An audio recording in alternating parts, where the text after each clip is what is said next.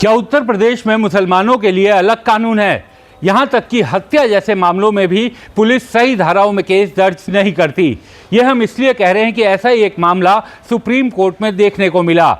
इस मामले में एक मुस्लिम युवक की केवल इसलिए पीट कर हत्या कर दी गई कि वो दूसरे धर्म की महिला के साथ प्रेम संबंधों में था। दोनों आपस में प्रेम करते थे, शादी करना चाहते थे, लेकिन लड़की के घर वालों को ये गवारा नहीं था। लड़की के घर वालों ने उस मुस्लिम युवक की पीट कर हत्या कर दी। जी हाँ, लाठी डंडे सरियों से पीट कर उस मुस्लिम युवक की हत्या कर दी। मामला पुलिस तक पहुंचा। पुलिस ने इस मामले में हत्या तक का मुकदमा भी दर्ज नहीं किया। पुलिस ने लापरवाही से हुई मौत का मामला दर्ज किया।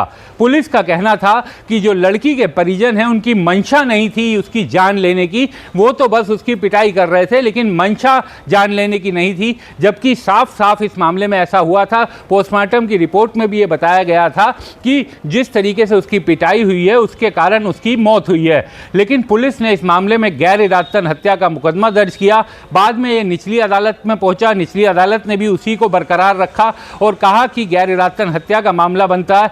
पुलिस ने यह भी कहा कि कोई फायर आर्म यानी पिस्टल बंदूक जैसी चीज इस्तेमाल नहीं की गई, तो यह हत्या का मामला नहीं है। दुखद ये कि यह मामला हाईकोर्ट पहुंचा। हाईकोर्ट ने भी इसे गैर इरादतन हत्या का ही मुकदमा रखा। जब मामला अब सुप्रीम कोर्ट में आया तो chief justice of India Sanjeev Khanna की बेंच ने इस मामले को सुना।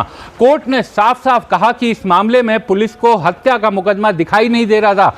यह सीधे तौर पर हत्या का मामला था। हत्या का केस दर्ज किया जाना चाहिए था और उसी में अदालती सुनवाई होनी चाहिए थी। कोर्ट ने इस बात पर भी आश्चर्य जताया कि निचली अदालत और हाई कोर्ट ने भी पुलिस को सही धारा में केस चलाने का निर्देश नहीं दिया।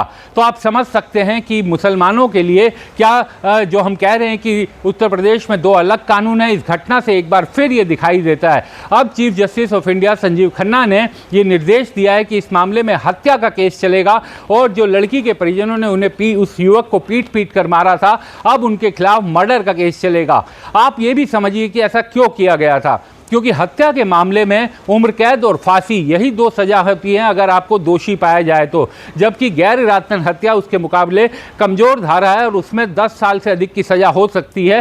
तो एक तरह से कहीं ना कहीं किसी न किसी कारण से पुलिस ने जानबूझकर कमज़ोर धारा में केस किया, जबकि हत्या जैसे अपराध में भी हत्या के आरोप में एफआईआर दर्ज नहीं की गई थी। इससे आप यूपी पुलिस के काम करने का तरीका और कई मामलों में अदालतों का भी वहाँ पर उत्तर प्रदेश में काम करने का तरीका इस घटना से समझ सकते हैं।